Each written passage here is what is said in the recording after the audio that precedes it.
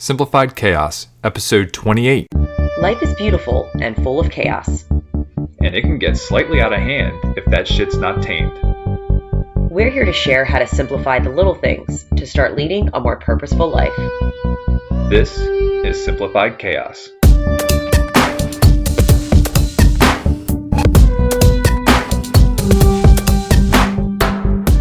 Hey, lovely friends. Welcome back to another episode of Simplified Khaos. This is Jillian, and I'm with my co-host, Nicholas. What's going on, folks? Feel like we just did this last night. That's because we did. Yes. Double decker. When you hear this episode, Jillian and I will be in Copenhagen visiting some friends, bringing Lucille. It should be a very interesting 8-hour flight there. And maybe even more interesting 8-hour flight back. So, somebody told me that when she was on a flight with one of her, with her baby, I think he might have been 2, she said the whole time, like, they're on the plane, she's like, why did I do this? Why did I do this? Why did I do this? And then when she got there, she's like, it was worth it. Yeah, I think it will be as well. But yeah, we're recording this one early because we will be out of town and we didn't want to leave you guys hanging. But this week, I think, is a very fun episode. It's going to be something a little bit different where I'm going to be kind of interviewing Jill about her experience teaching and how that's really kind of transitioned to parenthood, but also just a lot of the lessons she learned this year that I think are very applicable to how we treat children. Is that accurate? My whole mindset and perspective on how we interact with kids has completely changed. Yes.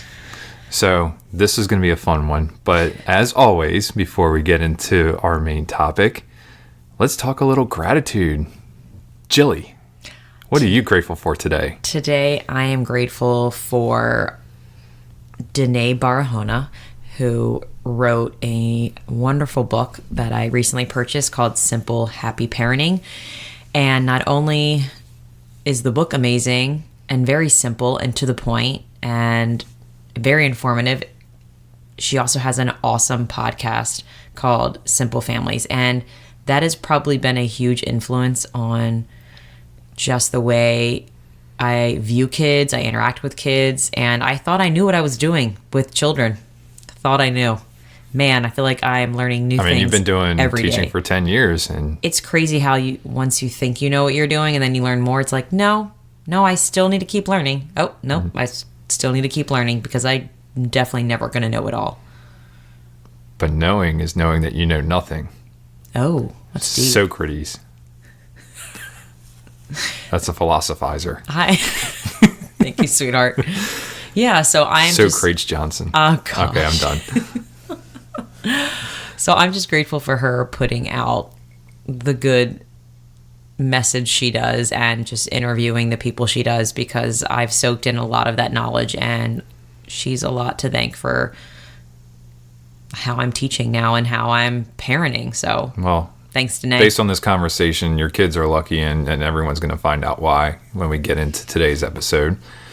But for me, I am grateful for one of the guys that I support at work, Mark Schubert, the director of Guide and Thrive. He did a very nice gesture today, and we're a brand new unit in the company, and we're really starting something from scratch. And it's really been in the motion for the last 6 months. And he was very gracious. He bought us all lunch today. And then, at the end of lunch, he just told us how much he appreciated everything that we're doing, all the hard work, the changes in directions that we've had. But then went around the room and individually talked about, everyone's accomplishments and what they bring to the team. And it was just a really great gesture. And, that's never really happened in any work environment that I've ever had where, someone, I've had people buy lunch before, but to truly just go around and thank everybody individually in the room and the reason why, that everyone's contributed. And it was just really nice. And, I was really actually, touched about it. It was very nice. So wow, thank you, Mark. Personalized, why he and we are delivering, delivering personalized behavioral health awesome. And well-being support. So yeah, he really kind of walks the walk and talks the talk, or talks the talk and walks the walk. It's funny how a little bit of kindness and just being genuine and just saying, hey, I appreciate you because, and then just telling them one thing and how that can completely change your whole, your whole day. Yeah. No, but it was a great gesture, and good job, I just Mark. want to let him know that I really appreciate it. So great. All right. Awesome, babe. So let's dive into this little interview with Jill. Oh man. I know. Oh, I'm going to be asking some hard cutting questions here. No softballs, Jilly. All right. So the first one, I want to kind of paint a picture for everybody. I want you to talk to us a little bit about your classroom dynamic and how it may be different from other classrooms. Okay, so I did teach second grade. In the years past, I taught kindergarten, I taught first. But this year, the dynamic of my classroom was a lot different. Physically, the space was a lot different. I feel like I just created more space this year, more space with less stuff in it. Mm-hmm. So less clutter, less books, just less busyness. Less distractions. And that's really hard when you're in a classroom because you're given so many materials. You're given workbooks, you're given notebooks, you're given curriculums, it's almost like overload of stuff that they buy you and say, here's all this stuff, how you use it, if you want to use it, your choice. It's just mental overload, physical overload. Yeah. And if it's physical overload for me just to see it, imagine what it's like for the kids to have all those distractions. Be overwhelming. And I was that teacher before where I would buy all of those cute posters that I thought were kid friendly, and I would just put them all over my classroom. But when I came into teaching, I know I came in mid-year because I was on maternity leave, I didn't put anything on the wall unless me and the kids talked about it and we created it together. Because there's no sense in putting anything on the wall unless you're doing it and talking about it with the students. So it's not like I'm buying just all these cute teacher posters your morning routine, how to be a good friend, or I don't know. There's just so many generic things like the vowel sounds, and there's so much stuff out there you can buy for your classroom that's kind of just distractions as well. Mm-hmm. And there's no point in putting it up if you're not intentionally talking about it and using it every day. So just to create a picture, we had desks this year, so didn't have a lot of stuff. So when it came and I guess I really saw this when we would have indoor recess, just to give you an idea. Usually when you have indoor recess, you have a lot of games or you have a lot of stuff for the kids to, to play with. Right. So you're entertaining them. And I kind of realized that I don't need to entertain the kids. I don't need to have all this stuff, these toys, these gadgets for the kids to have fun.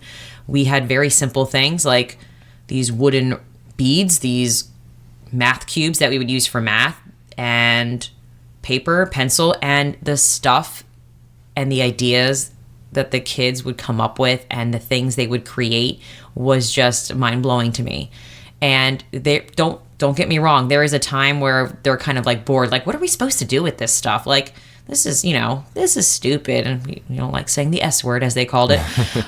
But it's funny how you get over that boredom hump, and then all of a sudden they're like, hey, I have an idea, but it really it's discomforting. It's uncomfortable. Right. Being bored, and it's uncomfortable watching other people be bored because you just want to help them and be like, let me fix it. But just letting them solve the problems on their own and come up with these amazing ideas was brilliant. And I kind of used that strategy in everything that I would try and teach, not just indoor recess. It was math problems. I'm not going to show you how to do this. I'm going to present a problem. I'm going to make it really relatable. It's going to be about a topic that you like. The kids were obsessed with Beyblades this year, which is some kind of toy that supposedly was out a long time ago too. I would incorporate things that they were genuinely interested in and put it in problems, and that just sparked motivation, and they wanted to do it, and they'd come to me is this the right answer? How do you do it? And I would just kind of step back, just ask them questions, and just well, what do you know? Right. Okay, what do you think we should do next? Well, does that make sense? So I turned my classroom, instead of me lecturing, and just asking questions and just listening. That's awesome. And my motto this year was pretty much shut up, ask questions, and listen more. And it was mind-blowing how that changed everything. That's awesome. Now, you've been teaching this was your 10th year, correct? This was my 10th 10 year. year teaching. So Crazy. how would you say that your teaching style changed this year or differed from previous years? Wow, I feel like I kind of talked about that a Yeah, little you bit. did. Sorry about that. Yeah, no, it's all good. Well, I will say that when it comes to disciplining kids, I found that I really didn't need discipline, quote unquote, anymore, because I changed the way I interacted with the kids. This year, I took time and I didn't rush anything. We have a curriculum, but honestly, I didn't look at the curriculum. I just looked at the standards or the goals that they wanted us to accomplish with the kids, and instead of looking at the curriculum and teaching what that book, that giant complex jumble of paper was telling me to do, instead I said, I'm not going to use this to teach the kids. I'm going to use the kids to help me teach the kids, because I just had to get to know them, and the kids are what directed my instruction. So this year, because I took the time and actually listened to them, not just say, hey, that's a cool story, we got to move on because I got to go to this next lesson. Instead of rushing them and rushing myself, I just made the time to just sit and listen to them tell me stories about their life, what they enjoy doing, just what they're interested in and questions they have. And kids have so many questions. Right. And I realized that I was kind of stifling their curiosity because I thought that I had to teach everything and teach all of this content. But really, I just needed to listen to the kids, and that was what's going to help me reach them and teach them. And I found that once they knew that I cared because I listened and I took the time to listen and genuinely be interested, we just got along so much better. And I didn't have to say, before I'd be like, move your clip on this color, because we have the system like red, green. Yeah, I remember that. Yeah, and I kind of started out that way this year, but then I realized as the year was progressing, I'm like, I haven't used it in months, and the kids were like, hey, how come everyone's still on green? Like, we haven't really moved our clip in a long time. And I'm like, They called themselves out, huh? They did, and I was like, you're right. I said, I don't know, I guess we've just been really good at solving problems now. And that was another thing. Like, I actually took the time to teach social and emotional skills. So important. And we think it's so we don't think it's trivial. We're like, oh, well, I have to teach geography. Like, that's way more important than teaching kids how to solve problems. So I actually took the time, and the kids role played. Like, I had to give them the language, of course, like, tell the person how it makes you feel, and then explain why you feel that way, and, just see if they'd be willing to do something different. And once the kids would role play it and practice it, and the big thing is that I had to do it too. I had to be just as authentic in my own life and around them as I'm delivering this information to them. Right. So they see me modeling it and doing it. And it was blowing my mind how the kids would start independently, just start solving problems. So it wasn't like the teachers kept putting out fires. Like, that's exhausting. And I think I want to add to that, because I know one of the stories that you told me was that oftentimes when you thought that the kids were getting off track and just talking about something that was completely random, yeah, you would in the past always go in and try to get them back on track before they had a chance to finish your story. And then this year you kind of let it go a little bit more, and what you found out was that even though you feel like you were going off the rails like completely, for some reason, like, it would always eventually come back. And maybe it was because they were long-winded or just had a long way of telling stories, but it always found a way back to the actual lesson that you were teaching. And rather than us saying, well, this kid is just distracting the class, or is talking about whatever, is not paying attention. No, he was paying attention. He just happened to have a really interesting story that might have taken a little bit longer to tell, but eventually he got back to the topic at hand. Yeah, no, that was pretty mind-blowing once I actually gave them the time to finish speaking and telling the whole story. And it just can be difficult, especially when you have like 20 plus kids, because, kids have short attention spans, and even adults do too. And that was another thing when like a kid was talking to me, and I would see another kid like in my peripheral vision, like, fidgeting with scissors or drawing or doodling, before I would say, hey, pay attention. Like, why are you doing that? That's disrespectful. But when I think about it, like, adults at meetings, adults in conferences, adults in classes, is everyone always looking at the professor? No, most of them are looking at their phones. And it doesn't mean they're not listening. There are constant distractions in meetings and everything these days. The expectations we expect from kids are so unrealistic, it's ridiculous. And I realized that, what? As long as the kids are quiet and they're doing something that's intriguing to them, or just being them, like maybe they need some downtime and just to on unwind. Like we can't be focused 24/7 all the time. It's a heavy day, for them being there for 8+ hours with a 15-minute recess and a 20-minute lunch. Is that what lunch is? Lunch is 30 minutes. 30? But I mean, that's still a lot of learning that's going on and a lot that's expected of them, especially at that age. Yeah, and I really had to be reflective and think about, well, how do adults act when they're in a classroom for this long? I was like, our expectations are so unrealistic for students that they all need to be attentive when we demand it. And just, it's almost like robots, like do as I say, or these are the consequences. And I was like, I would never want to be in a classroom like that. I would hate to have a professor, and I don't really like to use the word hate. I would strongly dislike to be in a classroom where I was always told what to do. They didn't listen to my stories. They didn't really show me they cared. And I was being taught something that wasn't interesting to me. Like, as adults, we have the choice to choose what we want to learn. We have the choice to choose a podcast, to read a book. Somebody's not telling us what to do. And if you think about the way education is now, they have no choice. And that was what was so different this year, is that I gave them choices. Did it lead to chaos? Absolutely. Sure. There were days where it was like really awesome. And then there was days where it's like, holy cow, like what am I getting myself into? But when I say like the chaos is worth it, the chaos is so worth it. And even when you think it's like not meaningful, you go in and find out and ask questions that the kids are actually being innovative. They're problem solving. They're even like showing leadership skills. And that's what I realized school was for. I think before I thought school was all about teaching content. Like, we're preparing kids for the real world by teaching them content. And then teaching them memorization and not creativity. And then I thought about it, I'm like, what do I remember from elementary school? That my memories. I remember anytime we did a hands-on, fun experience. And I remember teachers that were really kind to me and funny. Yeah. And that's what I want to be. I want to be that teacher that they remember. I remember when we went outside exploring for so-and-so. I remember when Miss Kasalniak let us, we made lemonade that one day because we decided on a business plan that we wanted to sell lemonade, which actually really happened in my class. And it was mind-blowing that they did that. But letting go of control is like one of the biggest things I had to do as well. Just letting that control and that power that I thought I had to have and I thought that teachers were supposed to have, I had to let it go. Yeah. So you may have already answered this, but I want to ask this and get a pointed answer. But what would you say is the most valuable lesson you learned from your kids this year? Wow. That they are in the same level as I am.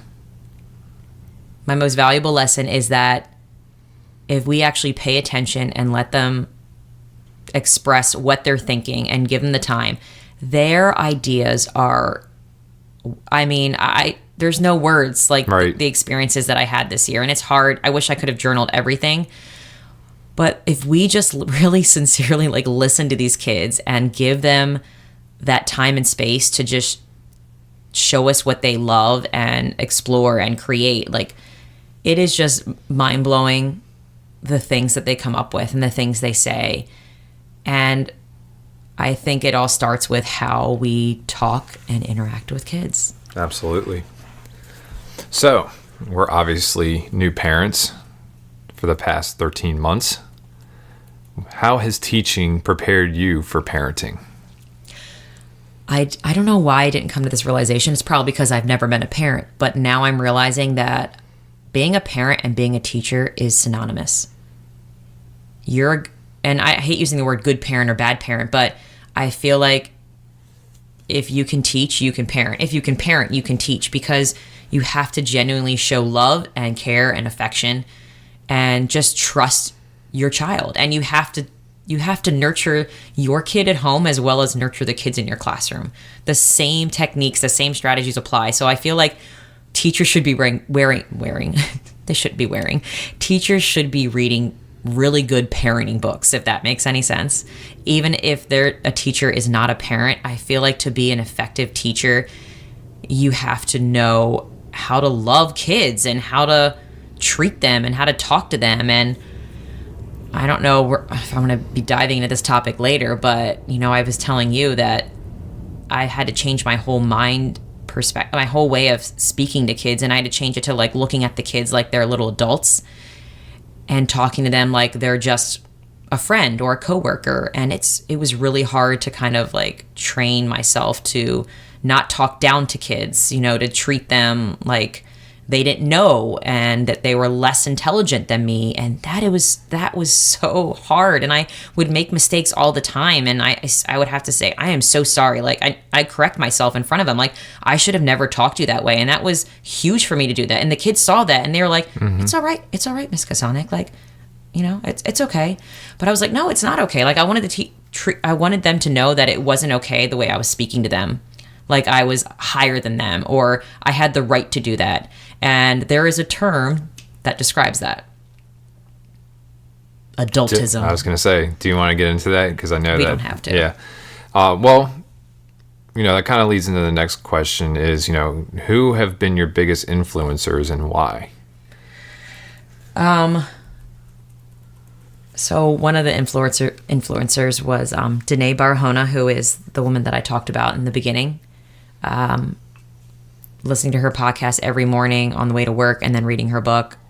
Just all these little juicy nuggets of just people she would interview and then just the research behind it. So it wasn't just her saying, this is what you should do. It's like the research says, like, this is how kids thrive. Like, research says kids need to be outside. Research says kids need to be outside moving because it helps their brain. It helps them function. It helps them keep them happy. So I love hearing tips along with the reasons behind it and the science behind it, I guess. So she was one of my influences. And another one was, what's his face? Oh. Peter? No. Seth Godin? Seth. Why did I say Peter? Seth Godin, who I only thought was known for his marketing. Right. He's he's a god in marketing, if anybody doesn't know. Seth Godin is the man. But he's huge in the education field, and he has some great YouTube videos, and maybe we can link the one that I really got a lot of value out of, just talking about the history of school and why schools are the way they are, and how, like, back then they were training, like, the reason why schools were the way they were and all kids sat in desks and rows and followed directions and everybody was given standardized tests. It was really to prepare them for working in a factory and just doing what you're told. And I mean, he goes a lot deeper into it, but just listening to the history of why schools are the way they are and how they've transitioned and how standardized testing was made for a specific reason. And then the person who even invented standardized testing was like, hey, we don't need it anymore. Like, the purpose it served is, it's over. Like, we don't need it. And then they're like, no, we're not going to listen to you. We're going to keep standardized testing. And it really has zero purpose. Like, if you think about it, like, there are tons of kids. I'm not even a good test taker. Like, why are kids defined by a number? Well, and the questions are not meant for everybody. Like, it's a standardized test across the entire country. And yet the questions try to deceive kids. And especially, like, there's a lot of kids who are coming here whose first language at home is not English. Yeah. And do you think it's easy for them to distinguish that? It's not. I can't imagine. It's completely and utterly biased and erroneous. Like, it's just, there's no place for that in definitely in elementary school, but I would venture to say in any kind of school. Yeah. And our school is mostly ESOL students, and I feel really bad for them because it's like, this is so not necessary. Who is it? I don't know. I mean, we go into the government. We don't have to go in that far, but I've been biting my tongue about say, all like, that stuff. This is important for them. Like, oh, we need more engineers, so we need to test this. It's like, well, what if they're not passionate about engineering? Like, you can't force somebody to do something they're not interested in. You can't, like, the kids aren't robots, so stop treating them like they are. I'm going to make this kid be, the next scientific, whatever, and we're going to develop this in the future. It's like, you can't force that on people.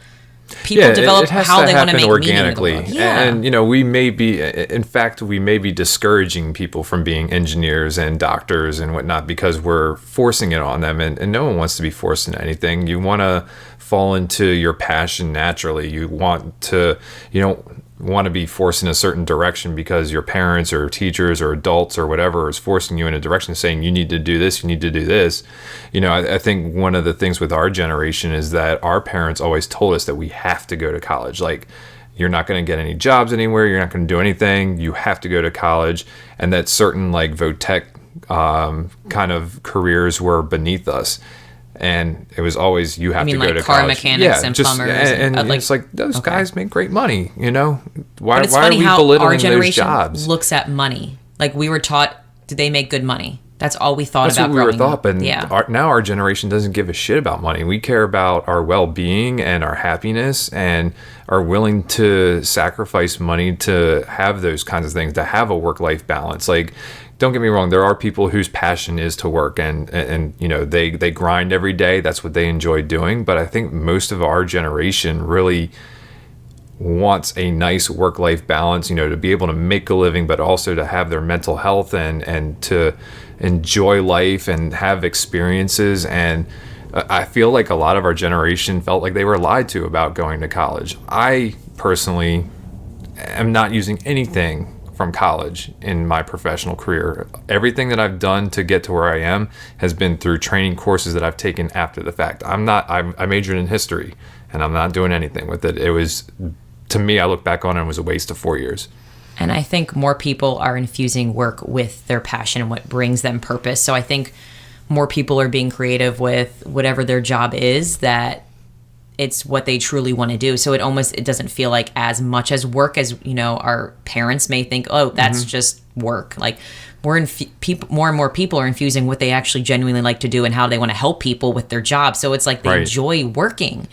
But no, I completely agree. Like to me, like obviously I went to school to be a teacher, but I think it really didn't prepare me. I'd rather someone just throw me in a classroom and say, hey, figure it out. 10 years later, you're still learning, hon.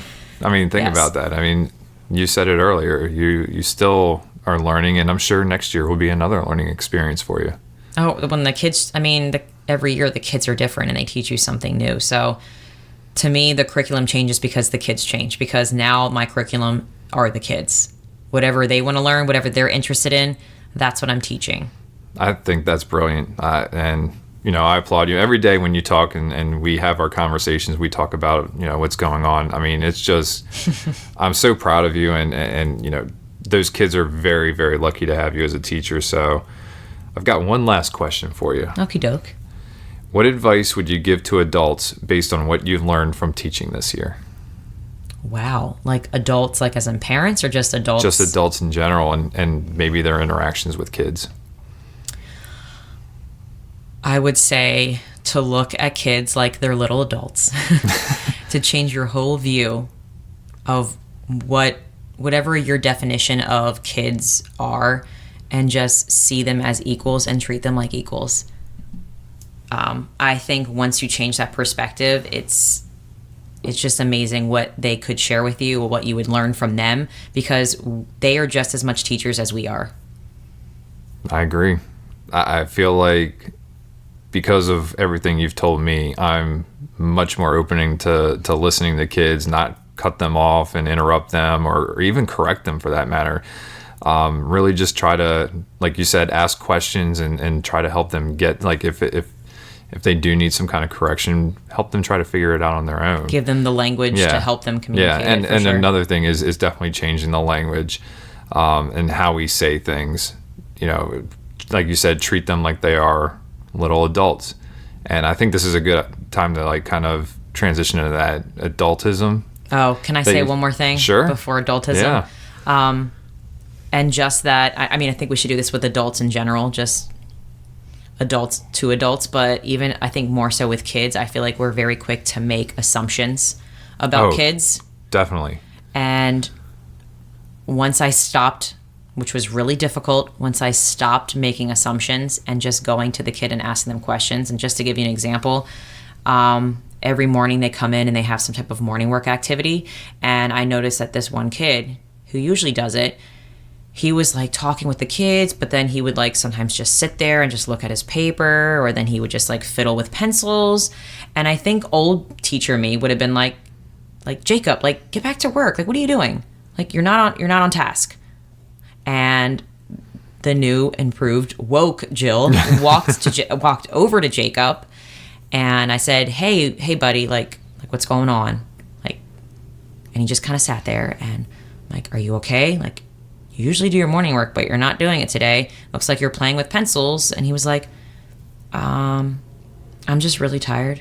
He's like, there was a party going on next door in my apartment, and it was really loud, and I couldn't sleep. And when I did sleep, I had a really bad nightmare. Like, the reason behind why he looked like he was playing or not focused, there was a very good reason behind it. But a lot of times we don't ask them. We just make assumptions and then quickly react. Well, we always say that they're misbehaving. Yes. And that is a word that we need to strike from our vocabulary. Very true. It's oftentimes curiosity. And again, you have no idea what's going on in their personal lives. Mm-hmm. You know, they have personal things going on just as much as adults do. Yes. So, yeah, I think that's a great piece of advice. Thanks. So, adultism. Adultism. Let's talk a little bit about that. Oh, man. And it's kind of ironic. We just saw this yesterday in a magazine that's delivered locally in Annapolis. What is it called? It's the MSEA, the Maryland State Education. Maryland, so it's a Maryland thing. Yeah, it is. Yeah. I'm sorry. I get that confused with the other magazine we get. All right. So, and I have another resource when we get to that point. But according to the magazine, the little article I read, adultism is the dismissal or minimization of the opinions, knowledge, culture, and life experiences of young people simply because they are young. And this was the part that was really mind-blowing to me. It says there are like questions that they want to just put out there to see if these resonate with you and how you respond to these questions. For example, do we assume we are more important than young people? Are we entitled to take actions that affect them without their agreement? Do we assume we are more intelligent? Are their opinions less important than ours? Do we give them agency in the decisions that affect them? Do we speak to them respectfully? And I remember previous teacher me, there were a lot of things that I thought I felt entitled. I thought that my opinion was more important than theirs. I assumed I was more intelligent than them. And just having, like, changing that mindset and giving the power back to the kids is what's made my classroom a completely different classroom. It actually relates to real life. Like, I feel like I'm interacting with little tiny adults, and it's so rad. It seriously is. Like, they're kids, which to me are cooler than adults. No offense to adults, because I'm one. But I'd rather hang out with a bunch of kids that I can communicate with that are like adults than actually interact with real adults. Yeah. And there are some other questions at the bottom that said, before you say anything or before you react to a kid, think about these questions. Would I treat an adult this way? Would I talk to an adult in this tone of voice, which is huge. Teachers have a tone. Parents have a tone. Yes, they do. And it's like, would you use that same tone with, like, your neighbor? It's like, no, that would be really rude. It's like, then why do we do it to kids? Yeah. Would I grab this out of an adult's hand? Now, I think if Lucille was running with scissors, clearly I would grab. Yes. I think there are all stipulations to these things, like for safety purposes. But would I make this decision for an adult? So why am I going to choose what they're going to learn when they don't want to learn about it? Like, obviously, they need to learn how to read. I think that's very important that the kids are literate. But I think, and certain foundational math skills. But other than that, I feel like, why shouldn't they have ownership of what they want to learn about? Right. I don't want to be forced to learn something I don't want to. Would I have this expectation for an adult? The expectation that all of the kids need to be watching me as I'm talking, and you have to give me all eye contact. You can't be fidgeting. You can't be drawing. You can't be doodling. Like, that's ridiculous. We have to stop it. Yeah. That sounds like a Catholic school from the 50s. And would I limit an adult's behavior this way? So all about disciplining, like time out. Right. And just some of the archaic things that we've been doing for years and years and years. Like, just because we've been doing it doesn't mean it's right. And I've seen the benefits, guys. I've seen the benefits when we stop doing it. No, it's been awesome. And just hearing the stories that you tell every day, I know that you're making a difference, and just changing those. And it's not like a drastic change. It's just changing some little things and really changing our mindset about how we think about kids and the way that they learn. And we can teach these kids some amazing things, and they can create some amazing things. They teach us amazing things, and too. that's the other thing, they teach us things. And so we need to stop treating them like they're, beneath us, and that, we're their owners or whatever. It's almost feels like that. And let them be an individual. At the end of the day, we're all human. We all have the same emotions, no matter if we're 2 or if we're 75. 75-year-olds can have tantrums too. Sure. Absolutely. So, Jilly. Yeah. What resources do you have for our lovely listeners? So I found a very juicy blog post. Juicy. It is very juicy. And this article the blog post is by Teresa Brett, and the title is Adultism, the Hidden Toxic Poisoning Our Relationships with Children. And I will definitely put this in the show notes, but just to give you a little snippet of some of the stuff that she talks about, I'll just read you like a couple small paragraphs. But it says...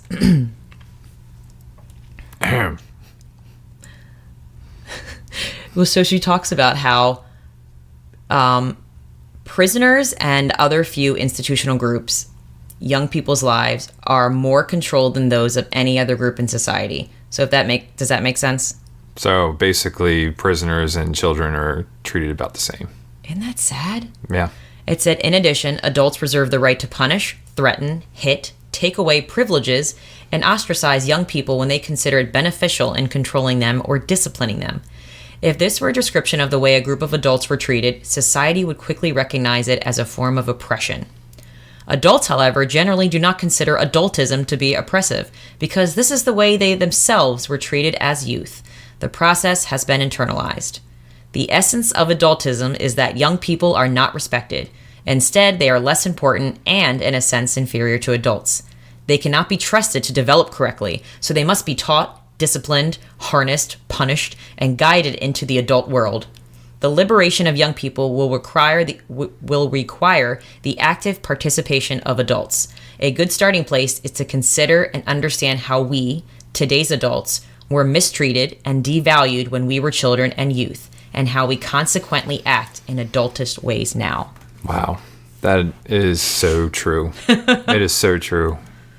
So yeah, we will link that article in our show notes, and we definitely recommend you take a look at that and read it. And there are so many books out there about just the effects on how we talk to kids and how we treat them, and the benefits once we change it. And it's, guys and I can say, like, my kids were guinea pigs this year, and it worked. Like, I am hands down not going back. I am woke, and I can't go back. I can't go back to my old archaic teaching ways. I've been red-pilled, yes. Yes. All right. Any other resources, or are we getting into the No, that was it. Quote of the day. So I have 2 quotes of the day. Is that okay? I I'm guess. so passionate about education. I was like, I can't just choose one. For this topic, I'll allow it. All right. 2 quotes of the day. I appreciate it. No problem. The first quote of the day is by Teresa Brett, who just wrote that wonderful blog post.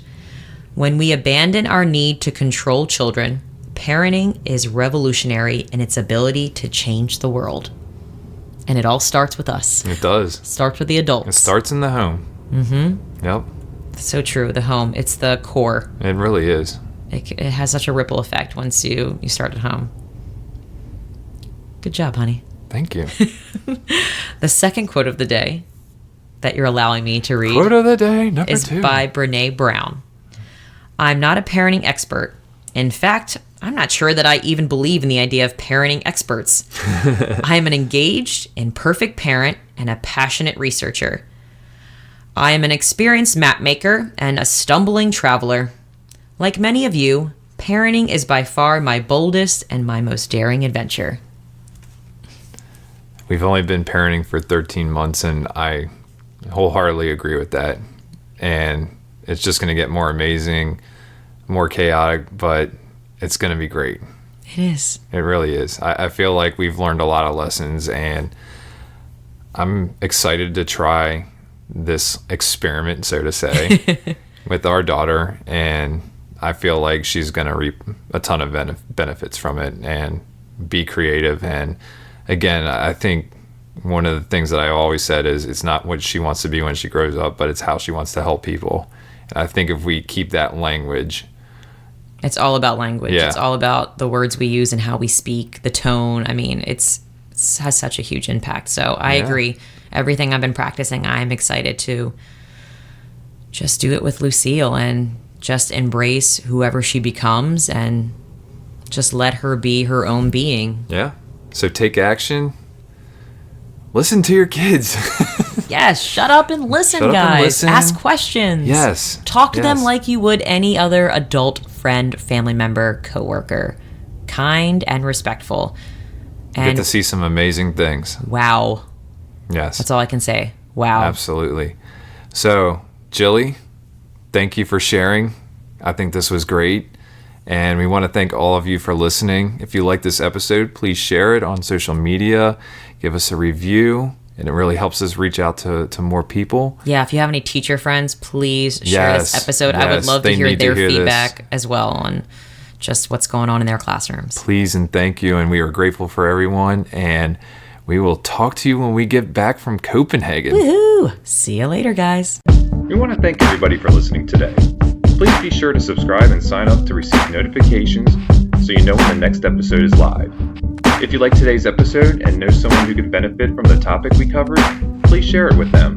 And if you have any suggestions for us or want to chime in on today's topic, you can email us at simplifiedchaospodcast@gmail.com, and that's chaos with a K, or send us a comment on Facebook, Twitter, or Instagram.